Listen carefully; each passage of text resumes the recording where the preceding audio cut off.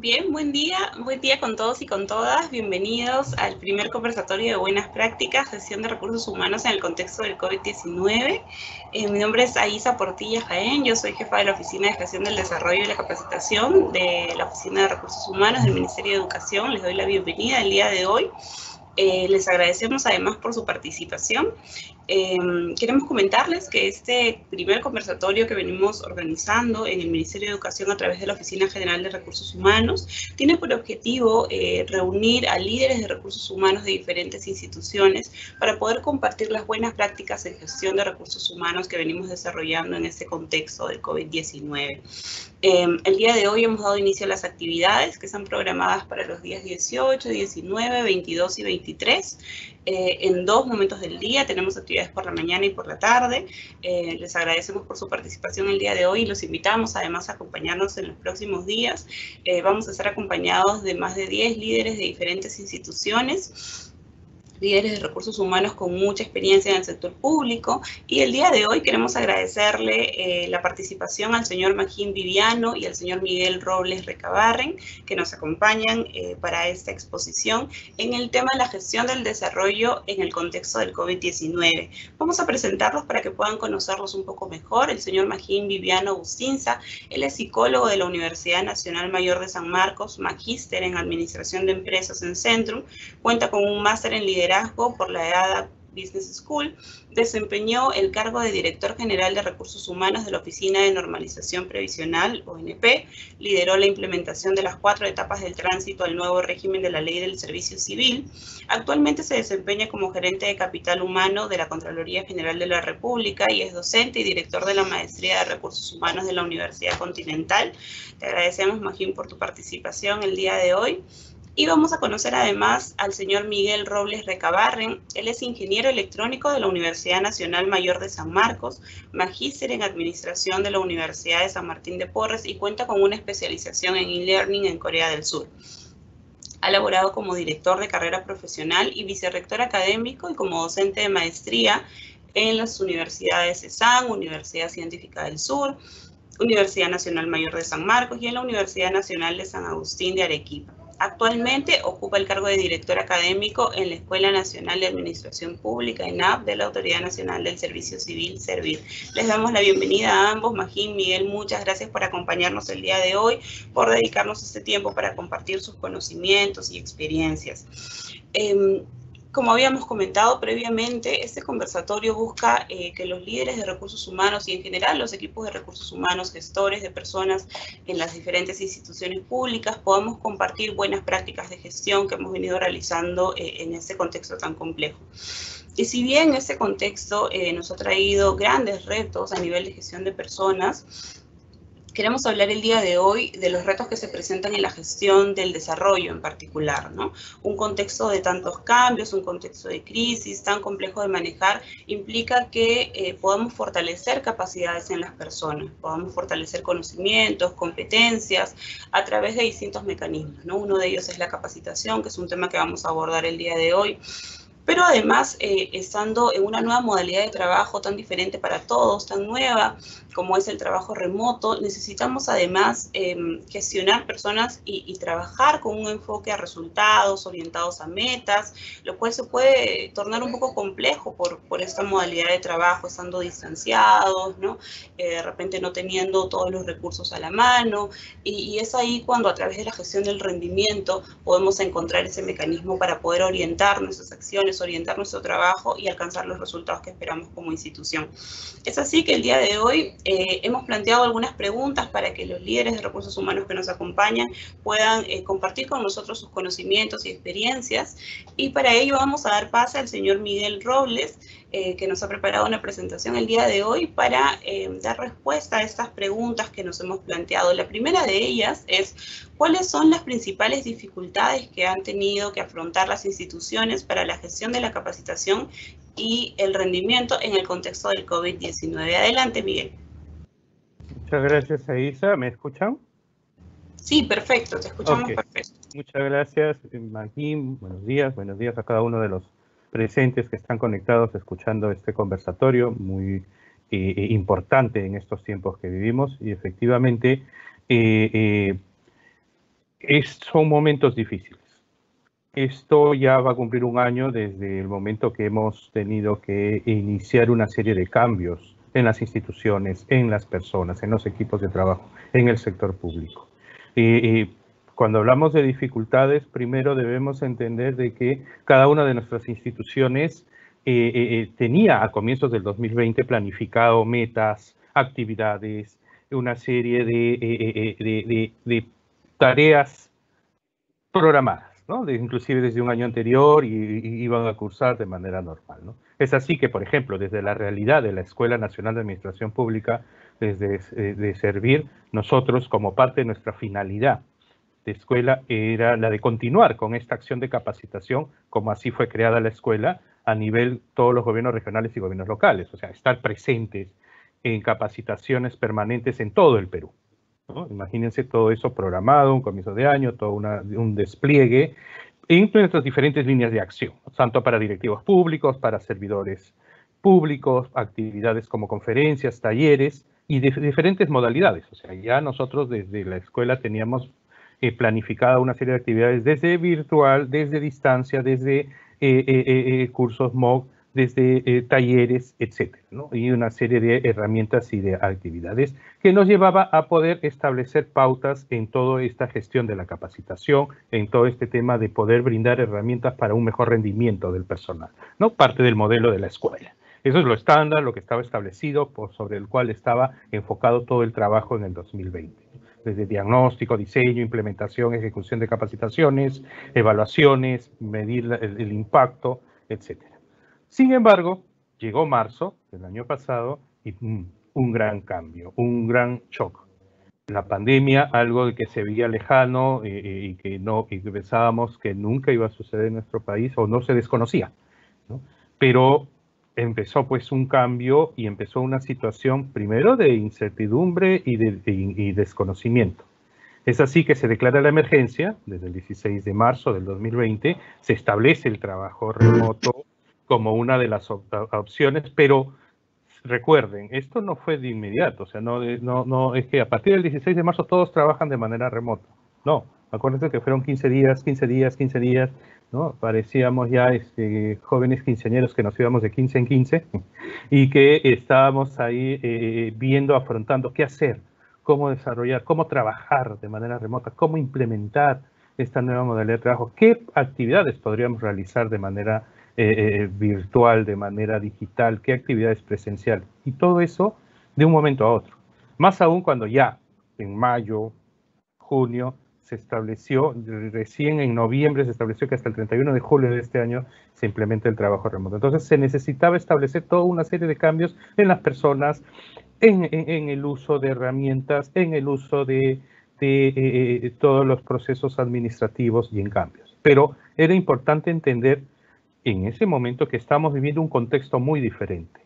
Estábamos viviendo, como dicen internacionalmente, tiempos de VUCA, en inglés, ¿no? De volatilidad, o sea, no sabíamos qué podría pasar en cualquier momento bajo una incertidumbre, una complejidad absoluta y una ambigüedad, porque sí, pues no sabíamos qué hacer, cómo implementar, cómo desarrollar, qué nos van a decir, ¿no? Cómo registrar, etcétera, ¿no? Personalmente, ¿no? Y cada una de las personas, estoy seguro que han vivido toda una cuota de angustia, de incertidumbre, de pena y de no saber cómo empezar a establecerse una tranquilidad para el rendimiento y el trabajo, ¿no? Mis hijas estuvieron varadas en Canadá desde el 16 de marzo, justo en el vuelo que venían de Europa, en el vuelo de transferencia, en el vuelo de traslado a Lima, y se quedaron 3 meses, o sea, sin saber que iban a estar hasta el 30 de junio.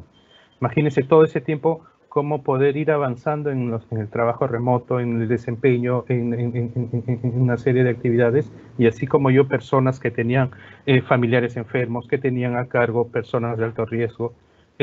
Era una situación de locos, ¿no? Pandemia, inmovilización social, o sea, no se podía ni salir. Y no sabíamos hacia qué nos enfrentábamos, ni hablar con el tema de inestabilidad política y la necesidad de que pues, las personas, los servidores públicos, empezaran a desarrollar competencias digitales, empezaran a desarrollar un desarrollo de habilidades digitales, que hasta ese momento se sabía que era importante, pero no era tan crucial como los tiempos que se empezaron a vivir, para luego poder empezar a implementar el trabajo remoto que se buscaba, como algo nuevo, como algo en el cual los servidores públicos no estaban preparados. La necesidad de continuar con los servicios públicos. Es más, hasta ahora estamos viendo que muchas instituciones públicas todavía no pueden adaptarse a este trabajo remoto y no pueden dar la continuidad de los servicios públicos a los ciudadanos como debe ser, ¿no? O sea, el poder adaptarse a la organización, qué actividades, qué procesos presenciales, a qué procesos virtuales, ¿no? Qué metas, qué indicadores, un cambio en la forma de gestionar el trabajo. Ya ayer escuchábamos primero a la presidenta de Servir, a Yaneiri Boyer, y en la tarde a Eduardo y a Cristian hablar de que, bueno, hay que hacer un cambio de chip, o sea, un cambio en el cual no midamos por horas de trabajo, sino por resultados, por metas, por objetivos, ¿no? Un cambio en la evaluación del rendimiento, enfrentar los mitos y temores sobre todo, ¿no? Las personas, ese cambio, porque todo lo demás no va a servir, todo lo demás no se va a conseguir si es que primero cada una de las personas supera ese miedo, ese temor, gestionar ese cambio del cual se estaban viviendo, bajo un entorno también seguro de salud y seguridad en el trabajo. Y en la propia escuela, por ejemplo, cómo implementábamos el trabajo remoto y podemos fortalecer esas competencias digitales. Todos nuestros cursos presenciales que habíamos programado se necesitaba virtualizar. Y ojo, no es un tema de solo pasar a PPT y exponerlo en una plataforma y ya está. No, la virtualización, y eso nos dimos cuenta en ese proceso, implicaba más allá el poder realizar dinámicas que eran antes presenciales a dinámicas grupales con personas adultas, con educación para adultos, virtual, ¿no? Virtualizar programas, cursos, la necesidad también de virtualizar estas actividades cortas y directas de información, de conferencias, talleres, enfrentar un tema de reducción presupuestal, de continuar con proyectos, de replantear actividades, es decir, una serie de situaciones que nos abrumaban, ¿no? El tema de coordinación, o sea, coordinar desde tu casa con los diferentes equipos, con los docentes, con el personal externo, con las otras áreas dentro de nuestra institución en Servir, el poder hacer un seguimiento tanto de lo que habíamos planificado y los cambios que teníamos que hacer, un seguimiento personal de nuestras jornadas de trabajo, nuestra forma de cómo desarrollarnos, porque de hecho ya no es que teníamos que cumplir un horario, teníamos que ver los mejores momentos en los cuales poder trabajar, ¿no? Si nos acogía mejor muy temprano, muy tarde, en las tardes. La mayoría de nosotros tenemos hijos que están en colegio o tenemos hijos que están en universidad y ocupan el internet en las mañanas o hay que estar ahí pendientes, ¿no? Y más si tenemos personas de alto riesgo. Entonces, unas situaciones que se tenían que afrontar. El soporte tecnológico, el poder acceder a nuestra información. No podíamos ir a la oficina y nuestra información estaba en los servidores, en las computadoras, el acceso a Internet. O sea, una cosa es tener la señal y usar la señal de Internet de manera en el hogar, de una manera cada vez que se necesitaba durante el día sin tanto consumo, a un uso exclusivo y permanente de Internet las 24 horas del día prácticamente, ¿no? Y el poder manejar toda la información, las tareas administrativas, la relación entre las personas, entre los horarios, la comunicación, ¿no? La interacción dentro de casa con nuestros compañeros de trabajo. O sea, era el afrontar una serie de cambios y poder iniciar una gestión del cambio en época de crisis, en época de pandemia. Entonces, todo eso, y me quedo corto, y por eso le invito a Mayín a continuar con este análisis a raíz de la primera pregunta que Aisa nos ha realizado, de que nos enfrentamos al momento de iniciar este contexto de emergencia, ¿no? Adelante, Mayín, por favor. Gracias, Miguel. Gracias. Bueno, Miguel casi no me ha dejado nada que decir. Pero bueno, cuando hablamos pues, de dificultades, creo que todos hemos pasado un conjunto de problemas en el día a día, ¿no? En la escuela aquí, en la Contraloría, uno de los retos más importantes fue que los docentes no tenían pues, las competencias digitales para enseñar de manera virtual. No es algo habitual. Yo mismo, cuando dictaba clases, me sentaba frente a la laptop y miraba puros cuadraditos negros, porque a veces la red era tan mala que ni siquiera podíamos mostrar los rostros, y esto pues era totalmente raro, ¿no? Porque uno acostumbraba a interactuar, a sonreír, a generar empatía. No veía nada, ¿no? Lo único que al final de la clase no me decía una foto grupal, ¿no? Ya de 5 segundos. Entonces, no solamente está el tema de las competencias digitales, sino también la forma como se estructura y se desarrolla los cursos ha cambiado, ¿no? Si hablamos de un team building, por ejemplo, los consultores se rompían la cabeza y no, yo quiero un taller de trabajo en equipo, un taller de trabajo en equipo. Sí, pues, no, eso no es dinámica con los vasitos, ¿no? Con las cuerditas. Y eso ya no existe. Y eso ha sido, creo, uno de los principales retos en términos de capacitación. Por otro lado, algo más externo, que también lo dijo Miguel, es la conectividad, ¿no? A nivel nacional, aquellos que tenemos entidades, que tenemos sedes a nivel nacional, en todo el territorio, está la gente ahí de Cerfos, la gente que están ahí en los parques nacionales al fondo, la conectividad pues no necesariamente es la mejor. Entonces tú que te conectas bonito, haces todo tu curso bonito, tu videíto bonito, pensando pues en Lima, y Lima, como ya sabemos, no es el Perú. Entonces la conectividad ha sido un problema muy, muy duro que hemos tenido que afrontar y aprender a convivir, ¿no? Jugando con los horarios, tratando de ver de qué manera podemos garantizar que el servidor pueda tener el acceso, entre otras cosas. Luego, como ya dije, la estructura de los cursos, teníamos que cambiar, pensar, ser creativos. La infraestructura tecnológica. No a todas las entidades públicas nos ha llegado esta coyuntura en el mismo nivel de infraestructura tecnológica. Eso no ha pasado. Yo estaba en institución antes, en la ONP tenía un plan agresivo de gobierno digital. Aquí en la Contraloría también estábamos en ese proceso, pero no todas las entidades han tenido esa oportunidad. Yo creo que ahí también ha sido, y es todavía, aún hoy, un reto de cómo va a ser posible tener una infraestructura que soporte esto que ha venido para quedarse, ¿no? Porque ya la transformación digital, la revolución industrial, o como lo queramos llamar, no es solamente propósito del COVID. El gobierno digital es una realidad más allá del COVID. Y eso nos tiene que llevar a reflexionar que la infraestructura tecnológica que tenemos en las organizaciones tiene que permitirnos gestionar los procesos, no solo de recursos humanos, sino de toda la entidad. Por otro lado, la entidad, nosotros tampoco éramos expertos en gestión remota. Para nada. Nos acostumbramos a trabajar presencial, a vernos la cara, a sonreír. La entidad misma, la infraestructura, toda la infraestructura, no está condicionada para ello. La normativa. Una normativa para que han sido fácilmente y son fácilmente adaptables.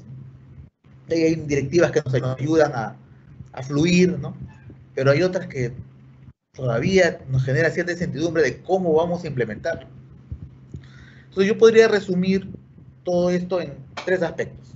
No sé por qué siempre me gusta el número 3, mi número favorito.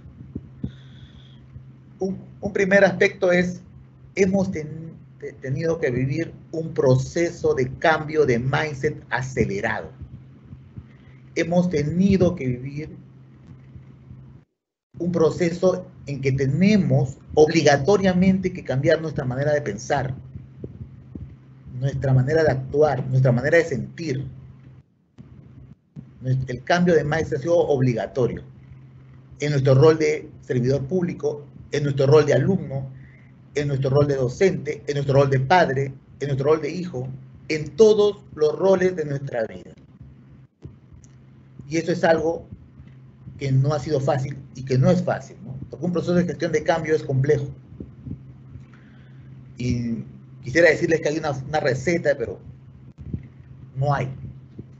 Solamente es empezar e iniciar. Por otro lado, hemos tenido el tema tecnológico a nivel de infraestructura, ¿no? Adaptarnos, la organización ha tenido que adaptarse a todo lo que está pasando, pero en la velocidad del rayo, porque nosotros tenemos un rol importante, generamos una rentabilidad social. Y al generar una rentabilidad social, nuestra vocación como servidor público está orientado al servicio. Y toda la sociedad no puede parar. Entonces, la organización tiene que adaptarse y hemos tenido que adaptarnos y nos seguimos adaptando, ¿no? Porque que está listo es mentira, ¿no? Estamos adaptando. Y finalmente también adaptar nuestros procesos y la normativa a todo lo que está pasando. Creo que, en resumen, si yo tuviera que resumir solamente en uno, ya bajé de 3, ahora en 1, yo diría que el cambio de mindset ha sido lo más duro. Porque una vez que nosotros hemos entendido que estamos en un escenario diferente, todo lo demás va a fluir, porque nuestras acciones van a conducir a adaptarnos. Bueno, eso es lo que quisiera compartir de esta parte, complementando un poco lo que Miguel ya había dicho. Aisa, no sé si... Muchas gracias, Magín. Muchas gracias, Miguel. Sí, efectivamente, es importante resaltar lo que mencionaba Miguel de los tiempos VUCA que estamos viviendo, ¿no? En un contexto tan complejo y que nos lleva a, en un primer año, haber iniciado con este desarrollo de competencias digitales. Es cierto que muchas veces podemos tener la infraestructura tecnológica, pero hay que saber cómo usar esa infraestructura, ¿no? Y nosotros en nuestro rol de gestores de personas debemos fortalecer las capacidades para poder hacer uso de estas tecnologías, uso de esta infraestructura que nos ayude a hacer mejor nuestro trabajo, ¿no? El trabajo remoto. Es sumamente complejo en un contexto tan complicado, pero es por eso que las oficinas de recursos humanos asumimos este reto y además a través de la escuela también nos apoyamos con este tema del fortalecimiento de capacidades. Y bien, en ese sentido nos llevamos... vamos a la segunda pregunta que queremos plantear, no sin antes recordarles que pueden hacer también los participantes sus preguntas a través del chat, por si les van quedando dudas a lo largo de la exposición, y nosotros al final les vamos a trasladar a nuestros invitados esas preguntas. Así que vamos con la siguiente, que es, ¿qué buenas prácticas en la gestión de la capacitación y el rendimiento han podido implementar para afrontar los retos que se presentan en el contexto del COVID-19? Hemos visto que la primera pregunta estaba planteada más en el sentido de los desafíos, y ahora vamos a poder conocer un poco de qué han implementado las entidades, las instituciones públicas para poder afrontar estos retos. Adelante, Miguel. Muchas gracias, Aisa. Y atendiendo a esta segunda pregunta, es necesario, o era necesario en ese entonces, al enfrentar esta situación de emergencia y de cambio, estrategias, ¿no? Establecer estrategias. Y lo primero y lo más importante en el sector público, en la educación, en cualquier actividad dentro de nuestro país, son las personas, ¿no? Sin las personas no tendría sentido nada de lo que se haga. Entonces, establecer estrategias dirigidas hacia las personas. Personas, servidores públicos, personas, ciudadanos, personas bajo un contexto en el cual la tecnología es una herramienta más, ¿no? O sea, estaba viendo los comentarios mientras también escuchaba la participación de Mayín sobre el tema de la conectividad, sobre el tema de la necesidad de entender que los docentes tienen que prepararse. Efectivamente, los docentes, los servidores públicos, las personas, prepararse, pero no al uso de la tecnología únicamente, que es una herramienta más en el proceso. Es el prepararse a esos cambios, el afrontar el tema de cómo superar los miedos, en la educación a distancia, que no significa necesariamente el uso de la tecnología, lugares donde no hay internet, donde no hay conectividad, que pueda acceder a materiales educativos, que los docentes puedan establecer una metodología de enseñanza de educación a distancia, que va más allá, como repito, del uso de las tecnologías, ¿no? Es un concepto mucho mayor. El de reformular modelos, flexibilizando componentes, incorporar la capacitación remota, la capacitación sincrónica, el prepararnos para poder establecer capacitaciones 100% virtuales. Un tema de reducción presupuestal y de capacitaciones bajo diferentes software que en ese momento ni conocíamos que existía, ¿no?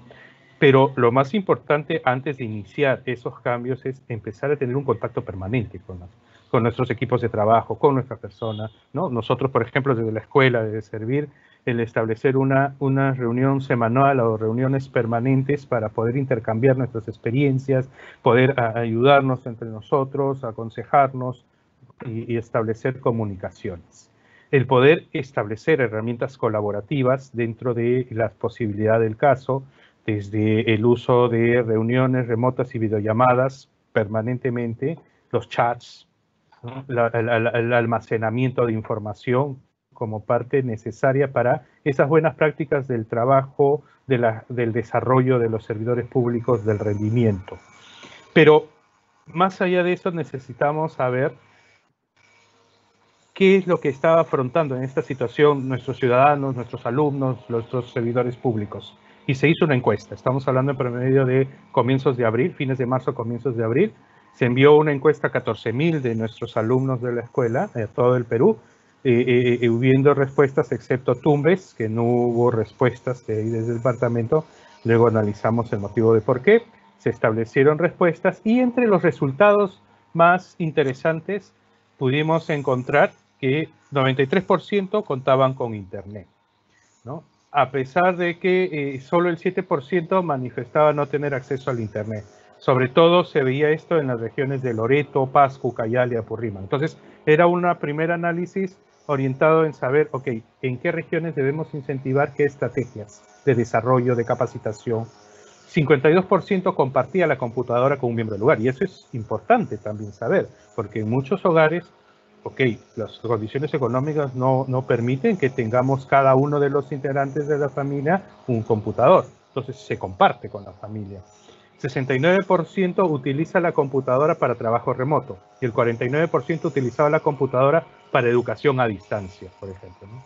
Entonces era importante entender los contextos sobre el cual se iba a desarrollar.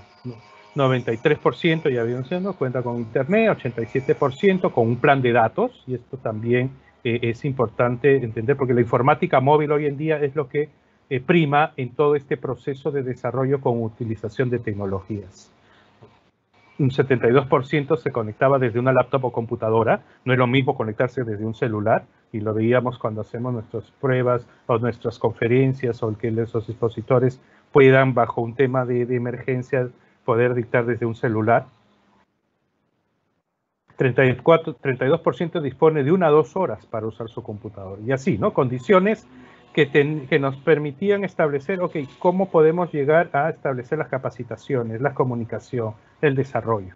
Un 21% había tenido experiencia negativa en estos procesos virtuales de capacitación. Poca interacción, todo era expositivo.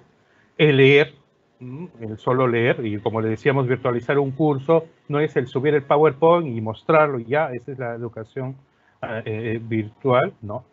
Solo se podía hacer preguntas al final, no se podía hacer consultas directas, ¿no? Por eso la importancia ahorita de la interactividad, ahorita en redes, mientras voy exponiendo, vamos exponiendo, estamos leyendo acá las preguntas para poder ir respondiendo con nuestras presentaciones, ¿no? Demoras y una serie de situaciones diferentes.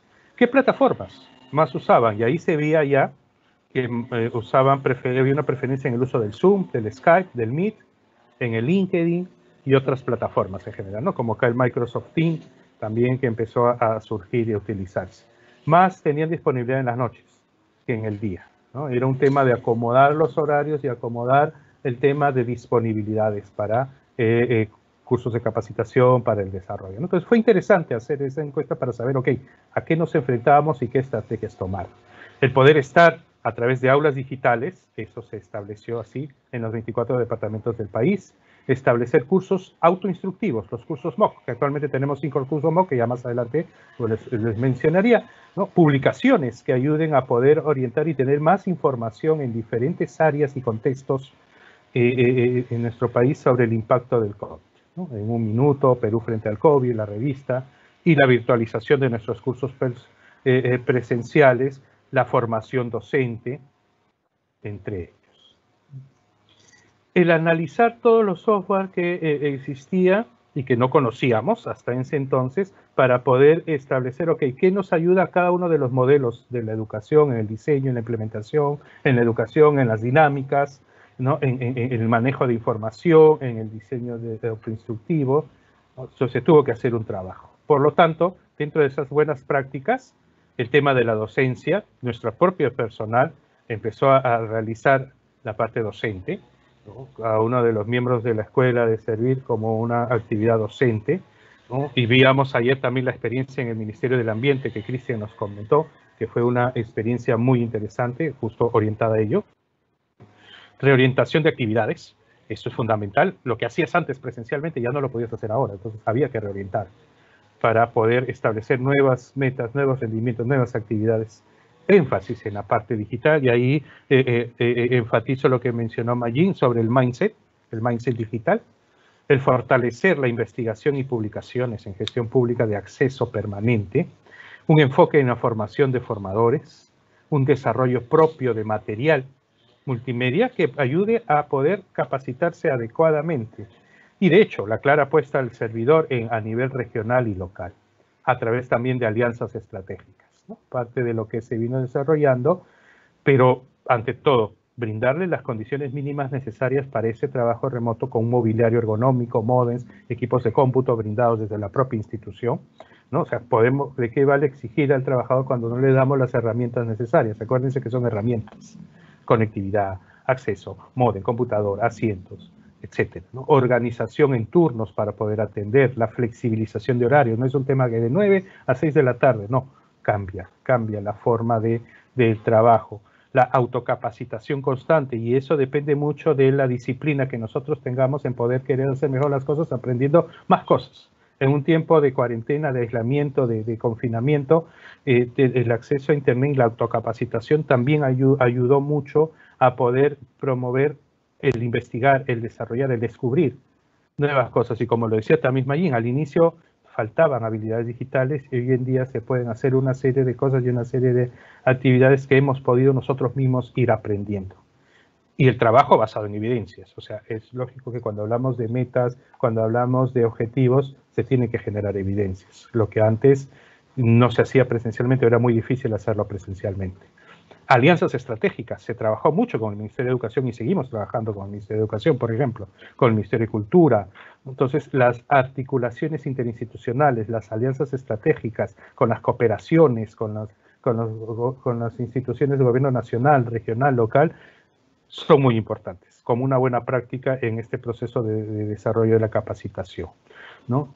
Tuvimos como resultado de ello, entonces, un reconocimiento, por ejemplo, en Ciudadanos al Día, como buena práctica en transparencia y acceso a la información, con un producto de 1 minuto, que semanalmente destaca el libro o la investigación más importante en gestión pública.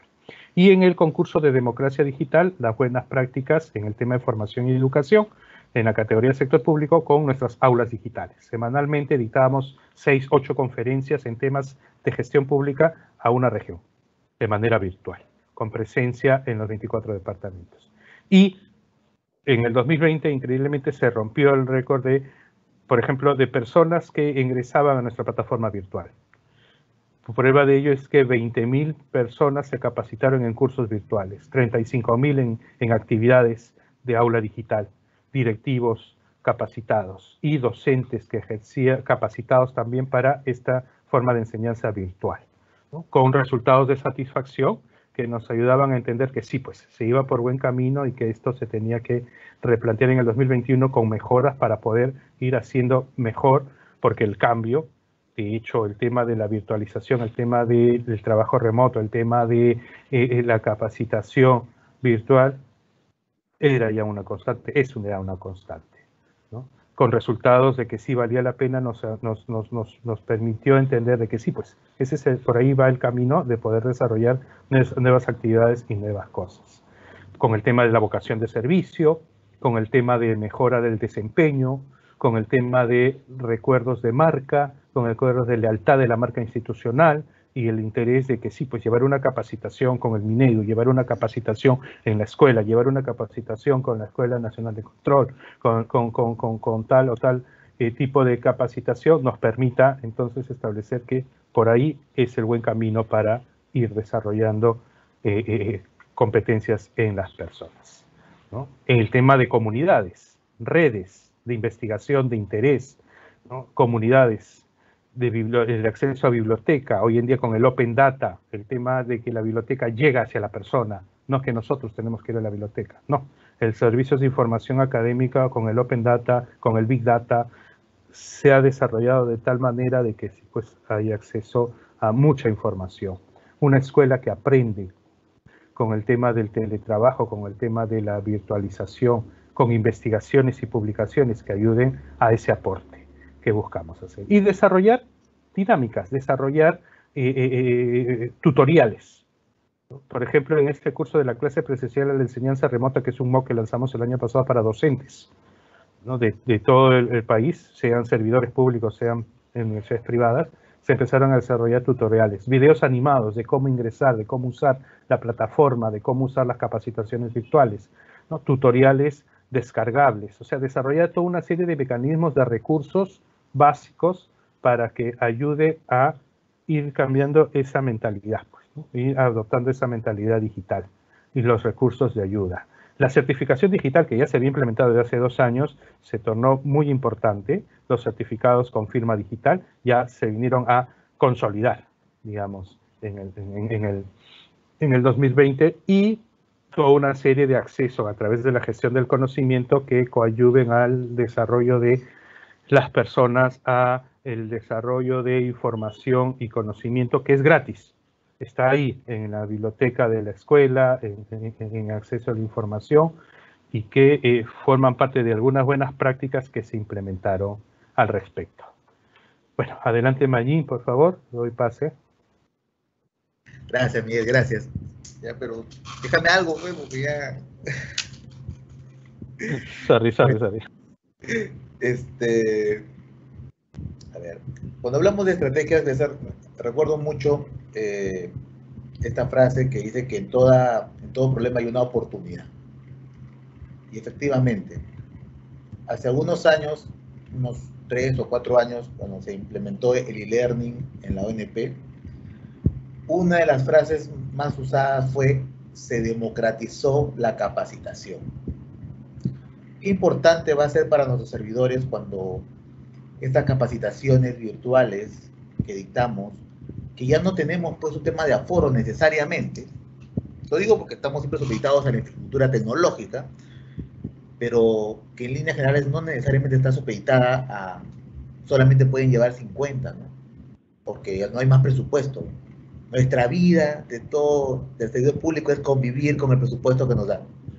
Bueno, en términos de capacitación, tener un e-learning, una plataforma, empezar a descubrir toda esta maravilla que es la capacitación virtual, nos va a generar 2 fortalezas: un mejor uso de los recursos y que nuestros equipos no nos reclamen diciéndonos: pues Magín, por favor, dame un cupo más, que no sean 50, que sean 51. Yo sé que todos los que somos servidores públicos lo vivimos, lo hemos vivido como gerente, lo hemos vivido también como servidores. Entonces, cuando hablamos de estrategias en capacitación, yo creo que es una gran oportunidad para democratizar la capacitación, que la capacitación llegue a la mayor cantidad de servidores, porque eso es importante y eso es significativo, porque a partir de ahí, a partir del fortalecimiento de sus competencias, el servidor va a poder brindar un mejor servicio, valga la redundancia, a nuestro público objetivo. Por otro lado, una de las cosas que también me ha dejado este proceso de aprendizaje, una estrategia, es que la palabra piloto sí funciona, siempre va a funcionar. Porque a veces cuando tenemos que agarrar un monstruito, un elefante grande, difícil pues darle curso a un elefante grande, ¿no? Y este proceso ha sido un elefante muy grande. Entonces, el desarrollar pilotos es menos agresivo, la gente lo adopta mejor, lo abraza mejor, y esto definitivamente genera de que ese proceso de cambio de mindset, ese proceso de adaptación al cambio, que tanto hablamos pero que es difícil de desarrollar, sea menos doloroso, porque la transición se hace más llevadera, porque la gente confía más en un piloto, porque siente que a partir de ese piloto se va a generar las estrategias para después implementar el proceso de la mejor manera. Entonces, en esta segunda pregunta, este proceso de trabajar con un piloto es importante. Y este proceso de adaptación, este piloto también funge como un proceso de sensibilización para que la gente, los jefes, gerentes, titulares, compren la idea y sea más fácil. Entonces, yo he tenido 3 aspectos que me han movido el mindset, ¿no? Cuando hablo de mindset digital, a veces no me quiero ir ahí tanto ahí, sino yo le he puesto de chapa el mindset surf. ¿Por qué? Porque los surfistas tienen 3 cualidades que me gustan. Uno, se tienen que anticipar a la ola. De todas maneras, si no te anticipan a la ola, no agarran la mejor ola. Tienen que adaptarse a la ola que viene y tienen que aprender sus errores y persistir. Bueno, pues, todos nosotros que hemos pasado por este proceso hemos tenido que hacer esas 3 cosas. Algunos se han anticipado más que otros. Otros han aprendido sus errores. Y esto ha facilitado, obviamente, un feedback, ¿no?, que ha ayudado a mejorar. Y otros han sabido adaptarse rápidamente. En este proceso, en el tema de rendimiento, y todavía sigue siendo un reto, este proceso de que los jefes aprendan a construir las metas e indicadores para esta nueva forma de trabajar, se convierte en uno de los retos más interesantes. Porque para empezar, aún hoy sabemos que tenemos que ver la manera de que todos nuestros colaboradores puedan realizar un trabajo. Y aún hoy en las entidades tenemos trabajadores que están en licencia con goce de haber compensable. Porque justamente no es tan fácil cambiar lo que venían haciendo durante años. Entonces, ahí hay 2 variables importantes. O tienen que aprender para hacer algo diferente, o tienen que aprender para hacer algo mejor, con las nuevas herramientas que esta nueva normalidad le va a brindar. Y para eso tenemos como gestores el gran objetivo de desarrollar las soluciones de aprendizaje necesarias para que ellos puedan alcanzar estos objetivos. Entonces, yo en esta segunda pregunta, con la que yo me quedo siempre, y me parece que cuando me preguntan, yo me imagino, pero ¿cómo empezamos este proceso? ¿Qué estrategia uso? ¿Qué buena práctica me recomiendas? Cuando ustedes tengan algo complejo que desarrollar, implementen un piloto. La compra es inmediata y el feedback te enriquece tu producto final. Eso es importante. Y lo otro es que no hay que tener miedo de equivocarnos, aunque en el sector público eso no es tan fácil, ¿eh? ¿No? El miedo al cuco es algo que nos acompaña siempre. Pero tenemos que aprender a equivocarnos para seguir aprendiendo más. Lo importante es no parar. Lo importante es no dejar que las cosas pasen. Lo importante es hacer que las cosas sucedan en beneficio de nuestra sociedad. Y bueno, ya solamente complementar lo que Miguel ha dicho, porque de verdad que ya con él ha sido muy claro en el desarrollo de estadísticamente cómo estamos, ¿no?, de las herramientas que se usan. Definitivamente las entidades, y aquí también en la Contraloría hemos tenido que tener herramientas. Ahora tenemos el Teams, el Office 365, tenemos el Zoom, el Cisco, que nos permiten, pues, mejorar nuestra comunicación. Otro consejo en este proceso, y eso ya lo hablo para los gerentes, a mí me funciona. Yo empecé usando mucho el tema simplemente de las llamadas, pero no perdamos el contacto con la gente, ¿no? Este tipo de espacios, o las videollamadas, o este tipo de reuniones virtuales donde nos podemos ver un poquito, ¿no?, ayudan a que este proceso sea más llevadero. No perdamos la calidez en la virtualidad. Acompañemos a nuestros equipos, sorprendámoslos. Llamemos a alguien que no se lo espera, porque eso es importante. El remoto, la virtualidad, no significa que perdamos nuestra esencia como seres humanos. Es algo que no debemos olvidar. Gracias, Aiza. Muchas gracias, Magín. Gracias, Miguel.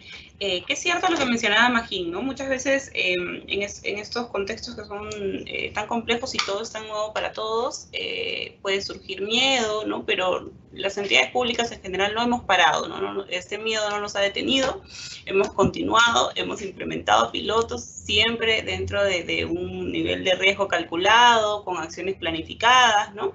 Y es así que a través de la gestión hemos logrado llevar adelante capacitación, gestión del rendimiento y la gestión del desarrollo como tal, propiamente, como lo mencionaba Miguel, utilizando incluso nuestras propias capacidades, ¿no? Como es, por ejemplo, el trabajar a partir de nuestros propios docentes, ¿no? Nuestros propios servidores públicos que ejercen la labor docente, que es un tema que únicamente requiere gestión, ¿no? Es formarlos, es dotarlos de las capacidades necesarias para poder aprovechar sus competencias, para poder tener un mayor número de docentes y continuar con el fortalecimiento de capacidades dentro de las instituciones. Y además, otra cosa muy importante es el tema de la autocapacitación, ¿no?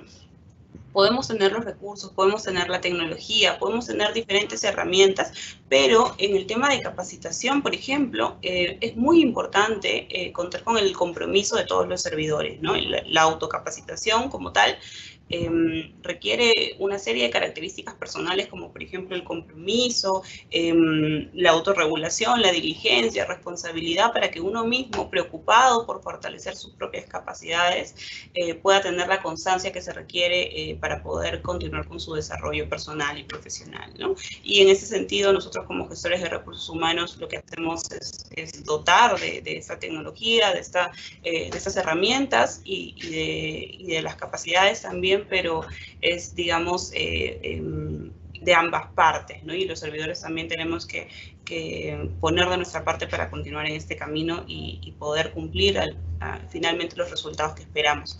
Pero bien, eso nos lleva a la tercera pregunta, la última pregunta en realidad del conversatorio como tal. Los invitamos a dejarnos sus preguntas por el chat para formularlas al final en la ronda de preguntas.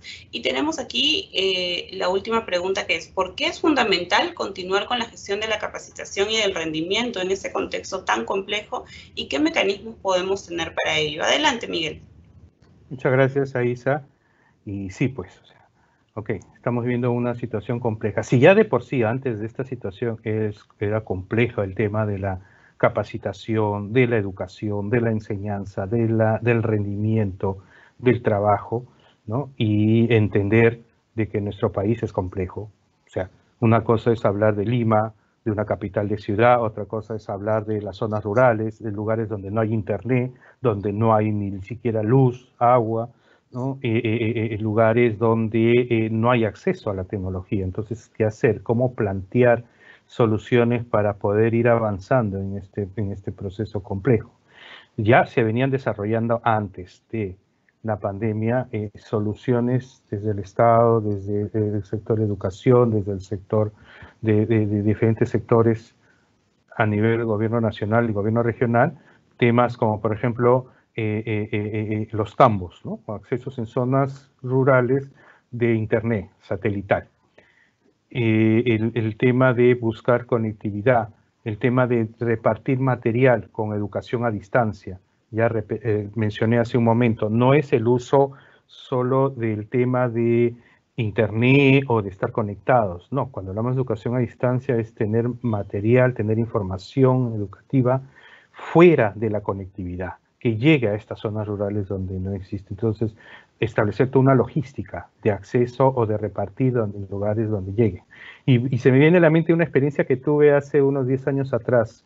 Yo estuve trabajando en el Oriente, en Ucayali, como vicerrector de una universidad privada, y desde Pucallpa nos fuimos a Macicea. Macicea es una ciudad que se llega por río en promedio de 2 horas, por río, ¿no? El motor fuera de borda.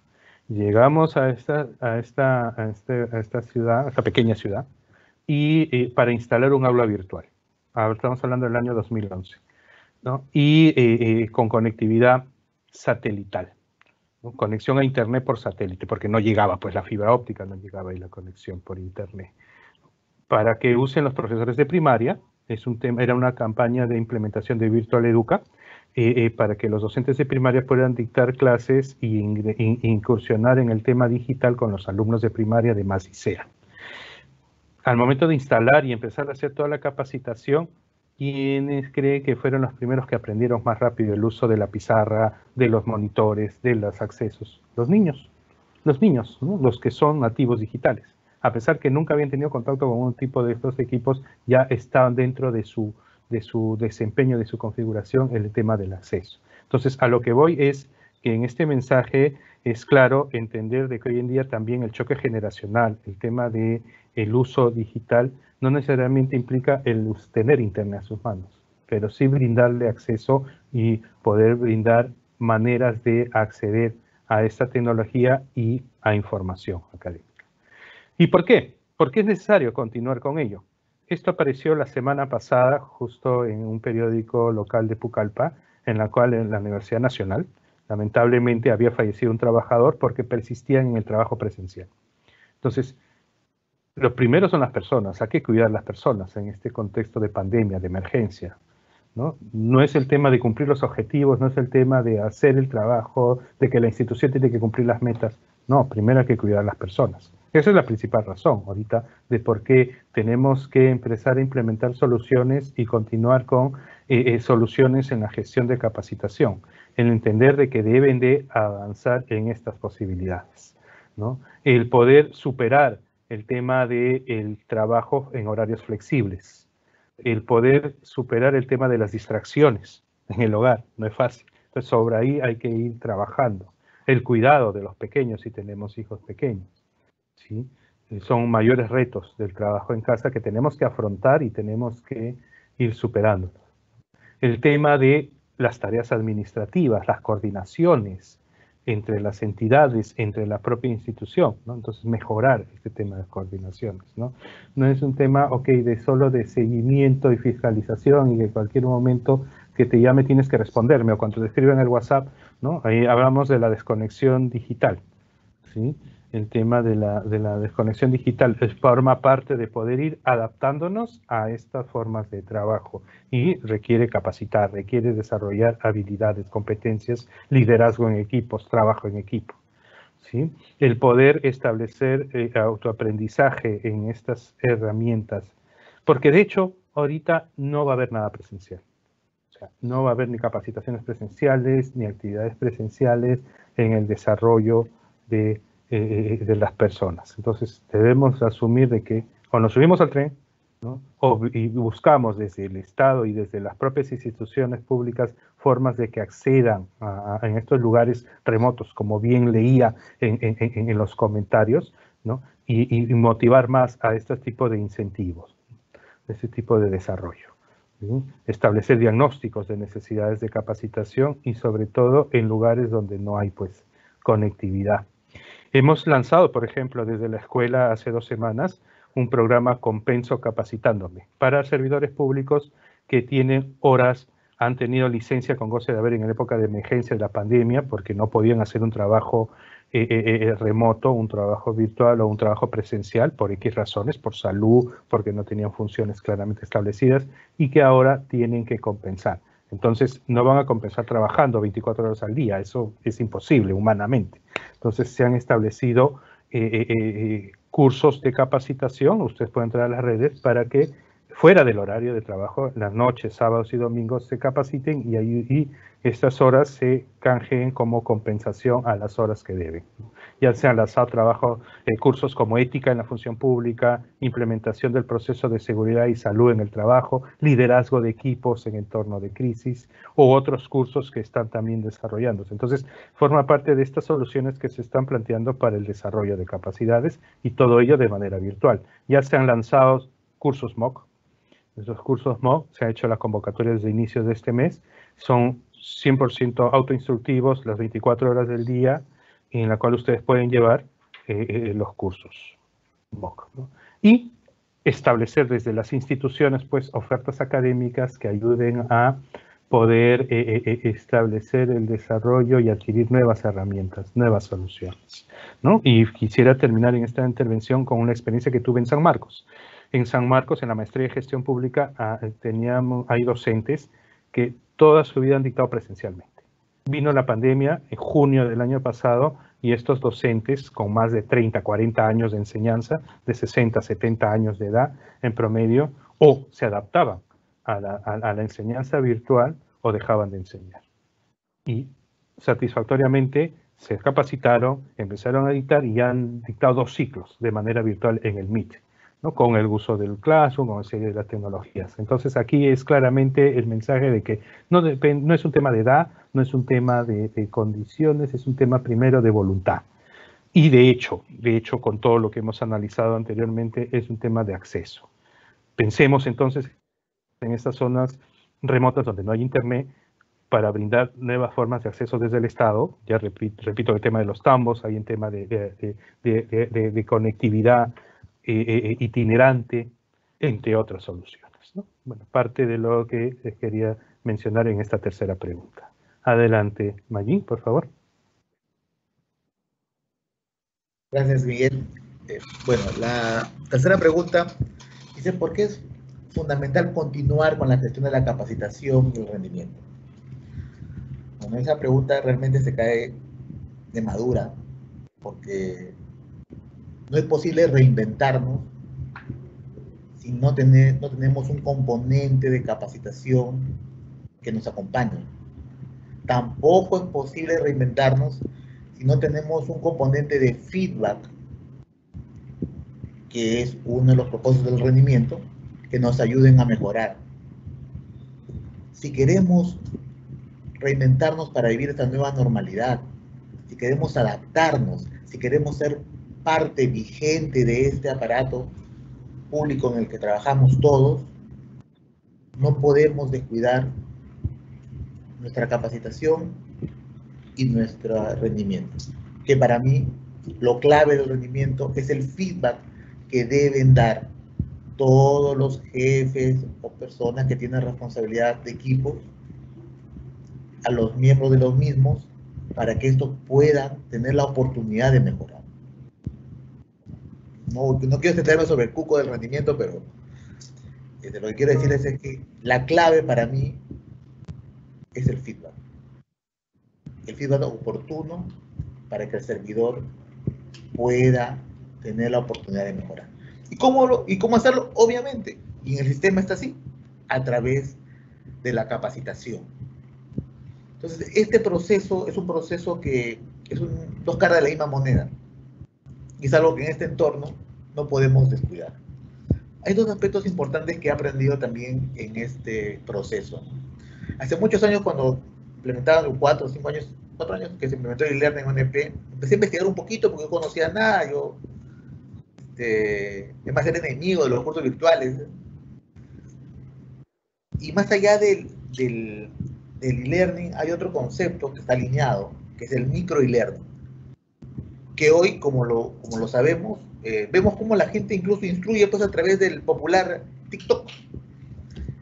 Que mucha gente incluso, no voy a decir quiénes, ¿no?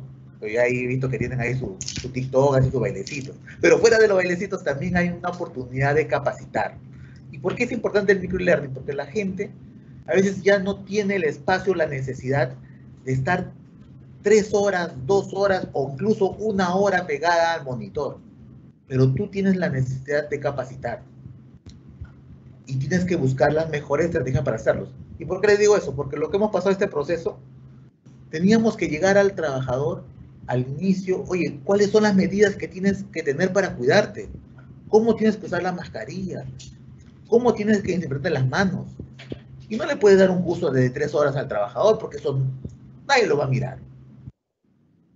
Entonces tuvimos que apelar a charlas cortas de sensibilización, videos pequeños que calaban en las personas, que eran algunos muy ágiles, otros un poquito más formales, pero esto ayudaba a que el trabajador tenga rápidamente un entendimiento y un aprendizaje un aprendizaje corto de lo que nosotros queríamos que sepan.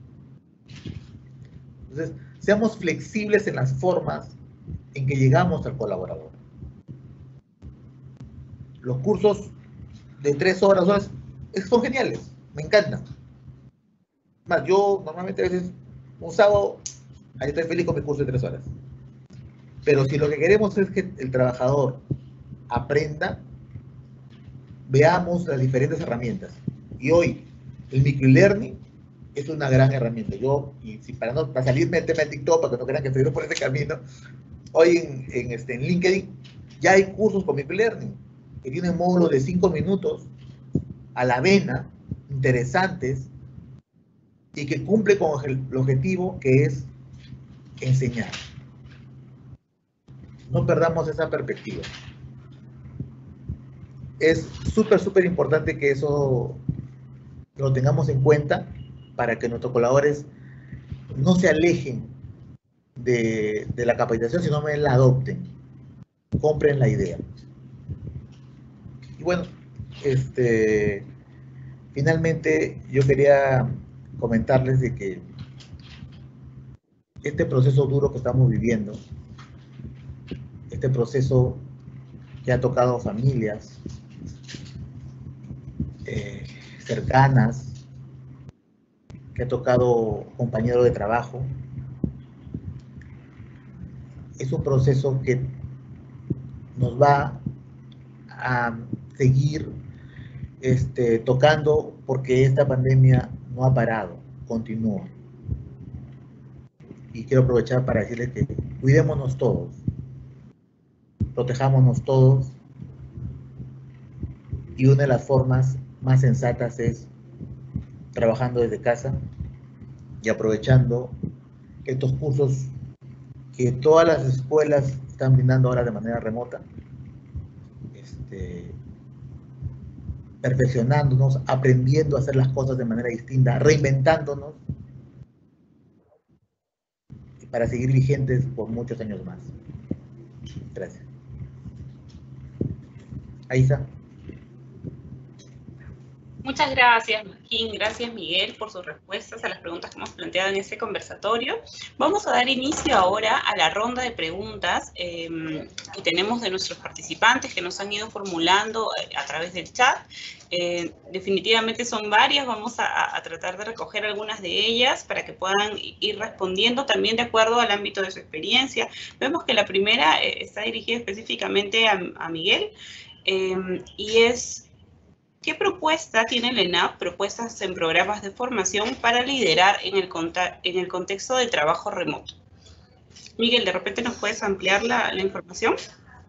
Sí, justo en este mes de febrero se ha lanzado un curso llamado Liderazgo de Equipos Remotos. Este es un curso por becas, un curso con convocatoria becas, pero que va a salir en varias versiones a lo largo del año, ¿no? Entonces estén atentos en las redes para poder postular. Ese es uno de ellos, ¿no? Hay otro sobre salud y seguridad en el trabajo donde se habla y se da énfasis, por ejemplo, a la necesidad de establecer todo el escenario de trabajo adecuado para el trabajo remoto. Es decir, no es solo un tema administrativo, no es un tema tecnológico, sino es un tema también psicológico, un tema psicosomático, un tema del entorno con las condiciones necesarias. Y como bien mencionó Mayín, estamos en un proceso muy complejo. O sea, a diario vemos o nos enteramos de personas, amigos, familiares que lamentablemente están contagiados, otros que lamentablemente fallecen. Entonces, es un tema que lo estamos viviendo permanentemente y en esta segunda ola es mucho más complicado, ¿no? Por eso hay que cuidarnos y hay que establecer pautas para poder capacitarnos y saber cómo afrontar, porque el trabajo remoto va a seguir, ¿no? Entonces hay estos cursos y los invito a que permanentemente sigan en las redes, a la escuela a servir, porque las convocatorias se dan semanalmente. Gracias, Isa. Muchas gracias, Miguel. Continuamos con la siguiente pregunta, que está dirigida a Magín, y es sobre la gestión del rendimiento. Nos preguntan, ¿qué recomendaciones claves podrías dar para poder implementar con éxito la gestión del rendimiento en el contexto del trabajo remoto? Muy buena pregunta. En este proceso de aprendizaje, y lo dije en la charla, pero de repente me voy a poner un zoom, el poder identificar correctamente los indicadores y las metas de los servidores es la clave para este proceso. Y sumado a esto es cómo tú consensúas con tu colaborador esas metas. Porque todo ha cambiado. Ya no podemos decir que la gente, antes nuestra validación era pues la aplicación de tarjetas. Marcas al inicio, marcas al final, ya estamos. Y de ahí los resultados en el proceso de rendimiento. Ahora ya no hay esa marcación. Y como no hay esa marcación, estamos aprendiendo. Y para que esto fluya, necesariamente la clave del éxito va a ser, por un lado, que los jefes tengan claro cómo definir esas metas y que esas sean consensuadas adecuadamente con sus colaboradores. Es la única manera de que un proceso de rendimiento va a fluir. Y sumándole a esto, no olvidemos el objetivo. No esperemos que se pase la luz roja para poner la papeleta al colaborador. Demos los feedback oportunamente para ayudarlo a mejorar. Muchas gracias. Gracias, Magín, por tu respuesta. Continuamos con la siguiente pregunta que está dirigida a Miguel y es, ¿qué estrategias se deben plantear, además de la capacitación, para motivar y empoderar el talento en estos tiempos de incertidumbre? De hecho, hoy en día se practica mucho el tema de la asistencia a las personas, a los capacitadores, a los líderes o a los servidores públicos, ¿no? Es un tema de asistencia, de acompañamiento, ¿no? Un tema, no tanto tema de coaching, pero sí de acompañamiento, ¿no? Para ir viendo, ir conversando y solucionando problemas. Esa sería una forma. Otra forma de motivación es el poder brindar espacios de comunicación en donde cada una de las personas, de los servidores públicos, puedan expresar sus vivencias, sus emociones, sus sentimientos. Es parte del desarrollo. Bueno, yo no soy psicólogo, Magín es el psicólogo aquí, pero de hecho es una estrategia muy importante el tener espacios donde podamos nosotros exteriorizar, ¿no? Dentro de la gestión del cambio, exteriorizar nuestros miedos, exteriorizar nuestros sentimientos, ¿sí? No somos una piedra, no somos un ser aislado, no, somos parte de una sociedad. Que ahora nos toca estar aislados por el tema de la emergencia, sí, pues, pero hay mecanismos virtuales que ayudan a que mantener o fortalecer esas relaciones interpersonales, ¿no? Y eso ayuda mucho a la motivación. El entender también de que hay formas de capacitarse y autocapacitarse. Los cursos MOOC, por ejemplo, y aquí veo varios docentes que están conectados, aprovechen el curso que se ha lanzado, que es 100% virtual y gratuito para cualquier persona, de la enseñanza presencial a la enseñanza remota. Da paso a paso las pautas de cómo dictar en estos contextos de virtualización, en este contexto de enseñanza remota, ¿no? Entonces, establecer ese tipo de pautas, entre otras. Gracias. Muchas gracias, Miguel. Tenemos la siguiente pregunta dirigida a Magín, que es, ¿consideran que las capacitaciones virtuales limitan a algunos públicos que no tienen buena conexión o desconocen el uso de algunas plataformas? ¿Cómo manejan estos casos? De repente, Magín, ¿nos puedes comentar un poco acerca de tu experiencia en la Contraloría, lo que tiene personas a nivel nacional? Definitivamente hemos tenido que aprender a hacer de todo. Desde saber adelgazar un video para que pueda fluir en una red que no es la mejor. Pasando por también identificar cuáles son las necesidades de nuestros colaboradores, qué tiene nuestro colaborador en casa para poder capacitarse. Porque regularmente, y lo digo así, regularmente en la oficina tenemos la posibilidad de tener una red estándar y un equipamiento estándar que puede tranquilamente el colaborador usar. Pero el problema siempre va a ser en la casa. Y por eso nosotros tratamos de ser flexibles en términos del uso de herramientas como el celular. Es una herramienta generosa, porque antes solamente servía para hacer y recibir llamadas y hoy te permite conectarte con el mundo para fortalecer y capacitarte. Entonces, yo creo que lo que debemos hacer como gestores es indicar las necesidades y ver las opciones que tenemos. Porque lo que no podemos hacer es sacar masivamente una cantidad de cursos, una cantidad de programas, sin entender la necesidad de nuestro cliente, de nuestros equipos.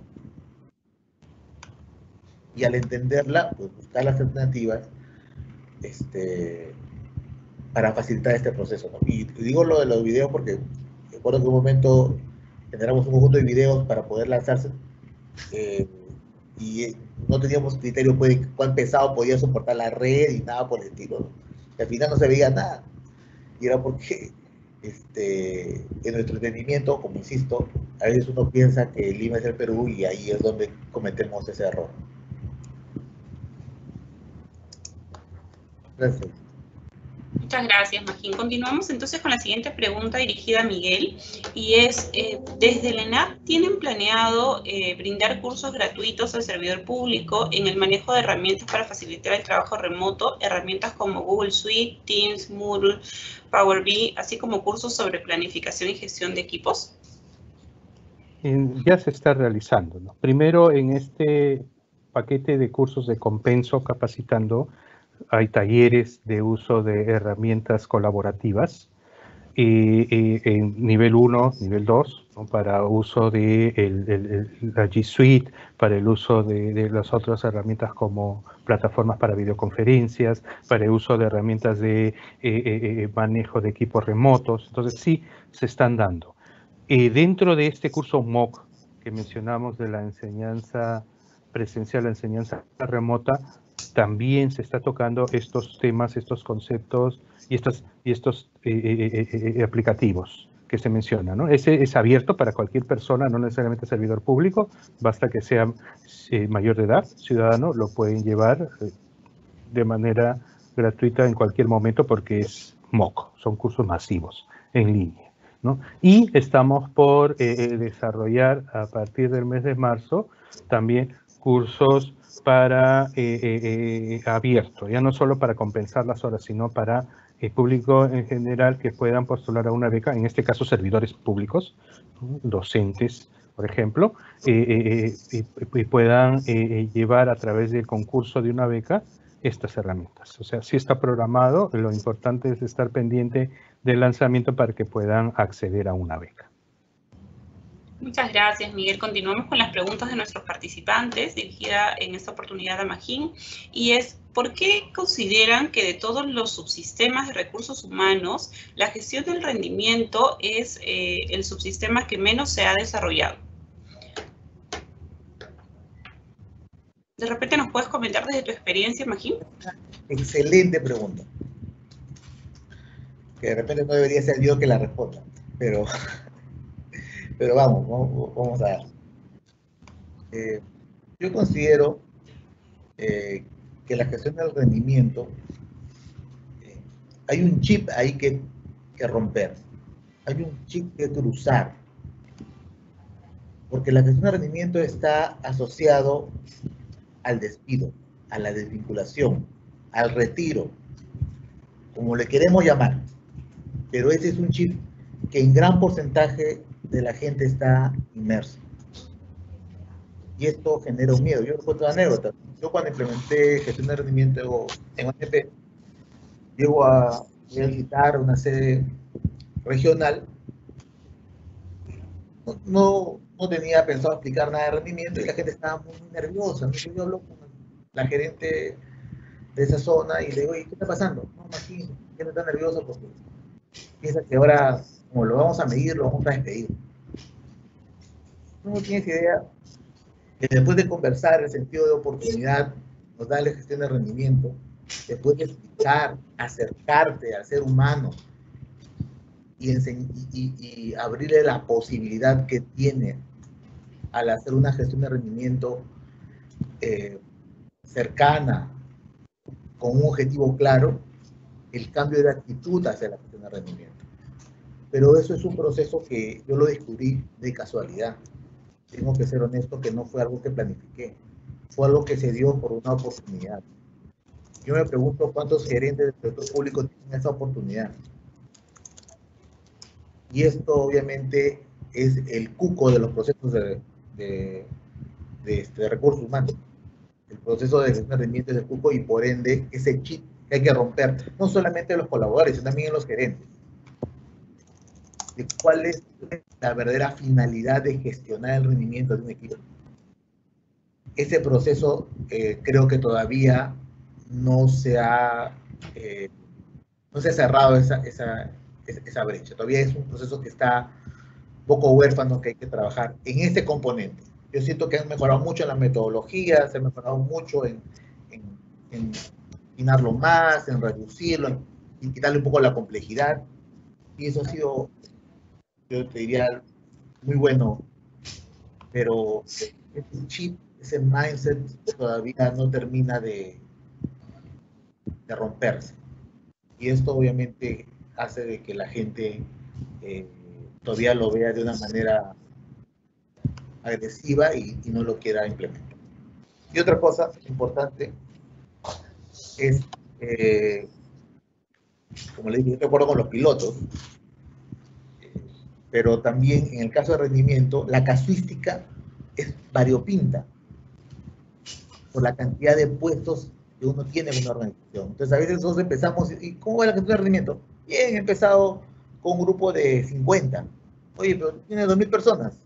Sí, pero con 50, ¿no? Pero en 50 veces no están todos los grupos que uno quisiera tomar en cuenta. Entonces, la pregunta sería, que sería importante que la respondan los que conocen, ¿cuántas entidades han implementado gestión de rendimiento al 100%? Al 100%, o sea, quiere decir, apostando a evaluar al 100% de sus servidores. Porque creo que por ahí hay la respuesta más clara a la pregunta, porque habría que preguntar por qué no se da al 100%, ¿no? Porque seguimos con pilotos de 20%, 10%. Pero mi respuesta sería, tenemos miedo a la gestión de rendimiento. Y eso es el principal motivo. Gracias, señor. Muchas gracias, Magín. Y con esta pregunta ya vamos a finalizar. Tenemos muchas preguntas de nuestros participantes que están ahorita conectados, no solamente a través de esta sala de Teams, sino también por redes. Así que vamos a terminar con esta pregunta de aquí dirigida a Miguel, y es sobre el programa Compenso Capacitándome. Hemos visto que el programa Compenso Capacitándome tiene un número limitado de vacantes en su primera convocatoria, y queremos saber si van a haber más convocatorias y cuánto alcance se va a tener.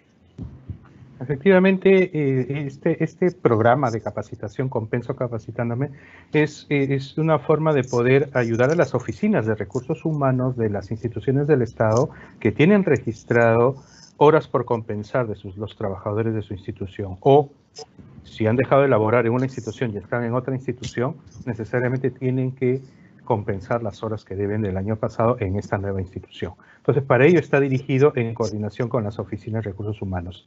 Ahora, se ha lanzado una primera, se puede decir, un primer grupo de cursos, ahora en febrero. En marzo va a salir un nuevo grupo de cursos, repetidos algunos de ellos, nuevos cursos, pero en su mayoría orientados al trabajo remoto.